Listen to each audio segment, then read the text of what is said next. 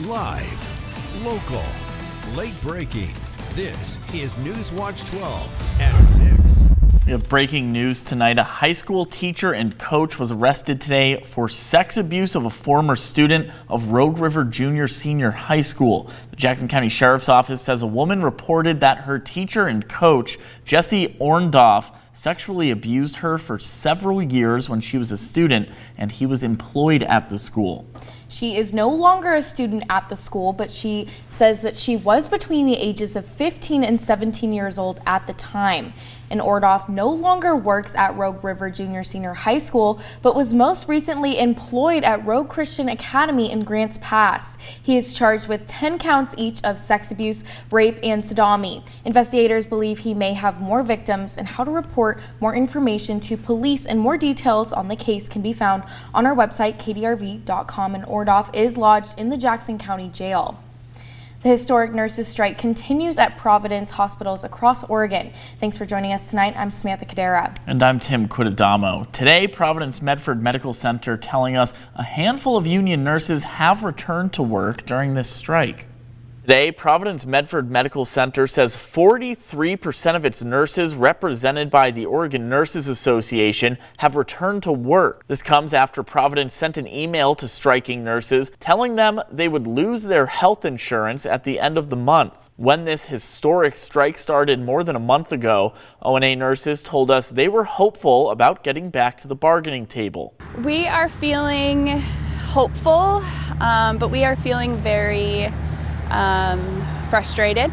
We've felt exhausted this entire year. ONA has been working on an expired contract for nearly 11 months now. The nurses union says they're staying on strike. Throughout this process, Providence maintains its stance that contract proposals sent to ONA have been competitive. Our wage offer for nurses and the work they do is market competitive. ONA says it sent Providence the most recent proposal, and now the ball is in the hospital's court to send a proposal to the nurses union. Meanwhile, ONA nurses will still take to the picket line each day between 9 a.m. and 3 p.m. Let's turn now to Storm Tracker 12 Chief Meteorologist Matt Hoffman. Matt, things drying out today, but is that going to change anytime soon? Yeah, we're going to get the rain and snow back in here as the weekend progresses, but we'll be able to enjoy about 24 hours now of some fairly quiet weather, rain and snow-free conditions. But with clouds breaking up a bit in parts of the region, we are expecting some cold temperatures tonight. A little bit more in the way of cloud cover holding on, though, in the Rogue Valley right now. 37 degrees currently in Mount Shasta. It's 34 in Klamath Falls. We've dipped into the 20s now in Lakeview and up in Chemult. It's 45 degrees in Medford as well as Gold Beach. Satellite and radar imagery, the rain and snow showers have tapered off. We'll look for mostly clear to partly cloudy skies for most of the region tonight. If you're traveling through some of the higher terrain, we still have some snow-covered roads towards Lake of the Woods along 140. Also some snowy spots through the Diamond Lake area and up towards Willamette Pass. But most road conditions have improved quite a bit as we've gone throughout the day today. Tonight, cold temperatures down to 32 in Grants Pass, 36 in Brookings, and falling into the teens in the basin. Some spots east of the Cascades will get down into the single digits. Then tomorrow, you're a Kite Fest planner. If you're heading up to the Lake of the Woods Resort, we will see mostly cloudy skies, cold in the morning, not much wind, but breezes should pick up for the afternoon. Temperature up around 40 degrees by 4 p.m. And then winds will turn gusty into tomorrow night on into Sunday as the next storm system rolls in. We do stay dry during the daytime hours, but showers will start to move in along the coast in Brookings as we head into tomorrow evening. And more wet weather is expected as we go through Sunday and President's Day as well. Winter weather advisories have also been posted for this next storm system along the Cascades and Siskiyous. We'll talk more about these advisories. We'll also talk about your forecast for all the festivities going on this weekend. Not only Kite Fest, but also Bavarian Night is tomorrow up at Mount A. Those details all coming up. Oregon and 11 other states have filed a lawsuit to stop what they call, quote, Elon Musk's unconstitutional power grab.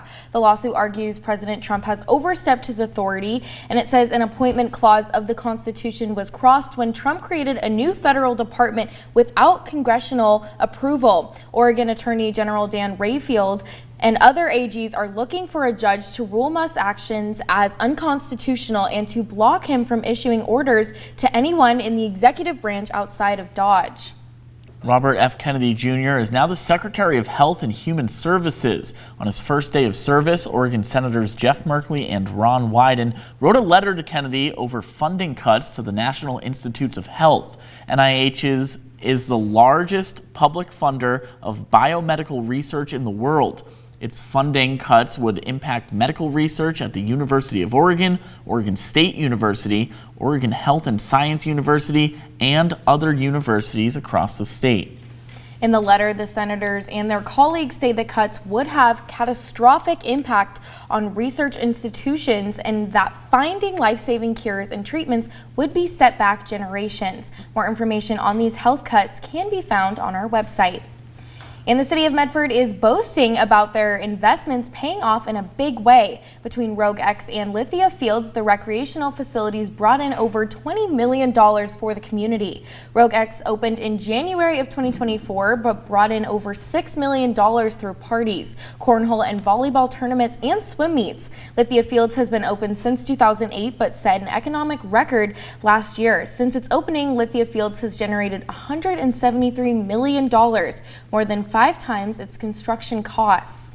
Rich Rosenthal, Medford's Parks, Recreation, and Facilities Director, told us, quote, "These numbers prove that parks and recreation aren't just about fun, they're powerful economic engines for our community. Whether it's a youth baseball tournament, a swim meet, or a community event, these facilities bring visitors to Medford, generate spending at local businesses, and create jobs. We're incredibly proud of the impact Rogue X and Lithia and Driveway Fields are having in their first year and beyond."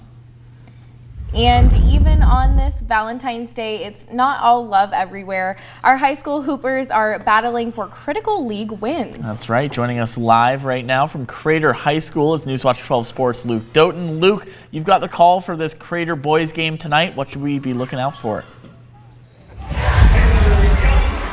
Tim, Sam, there's not going to be a lot of love in between these teams on the court tonight, but one thing I can tell you, I love watching both of these Crater teams. The girls right now, they're amassing a huge lead, but the boys, that's what we're going to talk about. They have a lot of work to do if they want to be playing in the postseason, but they're also going to need some help from the teams above them taking some losses. But tonight, they have a great chance to work towards that playoff spot by playing the Thurston Colts. They are the number 2 team in the state, undefeated in the league right now. But a reason that this win would be big is because their best chance of getting into the playoffs now is by raising their OSAA ranking to be one of the top 16 teams in 5A. They currently sit at 22nd, so a win over the number 2 seed in 5A would be huge for them. And they'll also need a couple teams, as I said, to lose above them in the rankings. The teams above them right now include Thurston, Ashland, Churchill, as well as some others, but they're going to finish out the year playing Eagle Point, Churchill, and Springfield. But coming up at 6:45, we're going to have more matchups to break down. South Medford, the girls team, has a huge rematch tonight against Willamette. We'll hear from head coach Tom Cole. But for now, live at Crater High School, I'm Luke Doughton. Luke, thank you. This Valentine's Day, 10 couples at Brookdale Medford are celebrating a combined 546 years of marriage. Yep, that's right. And I got to spend time with Jean and Georgia, who met on a blind date back in 1969. Their story is one of many to be celebrated today. This love story is one that stood the test of time. They met on a blind date set up by friends, and from that moment, something just clicked. Jean recalls their first date where they bonded over something as simple as a football game. And I got to the phone, and it was my friend, and she said, "Would you like to go on a blind date Saturday night?" I said, "Okay." Jean and Georgia's weekend dates turned into something much more. By the following May, they were married. And we went out every Saturday night after that until we got married the first weekend in May. And 55 years later, they're still going strong, from traveling the world to enjoying simple moments together.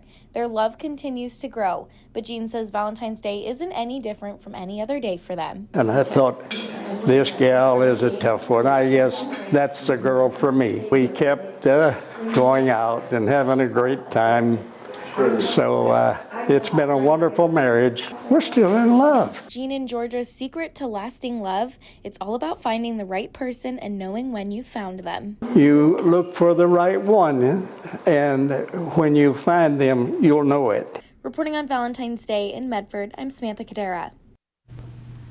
And last week's Pet of the Week, Iris found her new loving home in just one day. So let's go ahead and meet this week's adorable and adoptable Chester. This 1 year and 3-month-old lab mix is both handsome and intelligent and could be your new Valentine this year. He already knows how to sit, shake, speak, and lie down on command and is eager to learn more. Chester is a cuddly and loving human and oriented pup whose ideal date involves an outdoor adventure. How can you not love Chester? If you want to meet Chester, you can find him at the Jackson County Animal Shelter. Their operating hours are on your screen right now. The shelter notes that Chester is anxious around other dogs. He is improving, but would be best suited for a home where he's the only dog. It's also recommended that he joins a family with no cats. If you're looking for an energetic and trainable companion to cuddle up with, at the end of the day, Chester might be your perfect Valentine.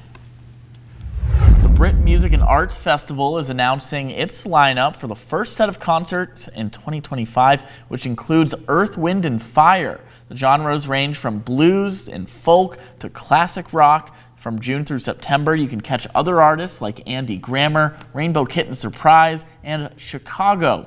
For the full list of concerts and dates and how you can get tickets, head to our website, kdrv.com. And next week, NewsWatch 12 is bringing back Wake Up and Win. You will have the chance to enter and win a family 4-pack of tickets to the NewsWatch 12 Sportsman and Outdoor Recreation Show, plus an exclusive picture opportunity with the Wild Wolves of Yellowstone. All you have to do is watch NewsWatch 12 this morning between 6:45 and 7 a.m. to spot the daily code word and enter it in on our website, and one winner will be selected each day through Friday.